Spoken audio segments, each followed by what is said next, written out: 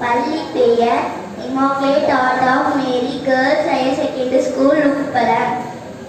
நான் இப்போது நுகர்வோர் பாதுகாப்பு பற்றி பேச போகிறேன். குறள். வாணிபம் செய்பவர்க்கு வாணிபம் பேணி பிறவும் தம்போல் செய்யும். ஒரு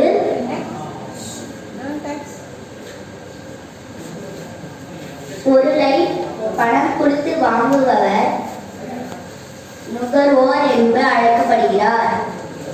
1986ஆம் ஆண்டு நுகர்வோர் பாதுகாப்பு சட்டம் திரு அமர ராஜீவ்காந்தி அவர்களால் இயற்றப்பட்டது.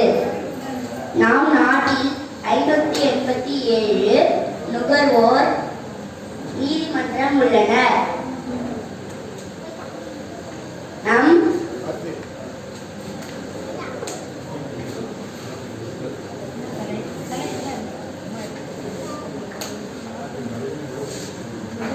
பொருட்கள் வாங்கும் போது அதில் ISI முத்திரை மற்றும் MRP date and expiry date சரியாக உள்ளதா என்று பார்த்து வாங்க வேண்டும். படிக்காத கிராமத்து மக்களிடம் நாம்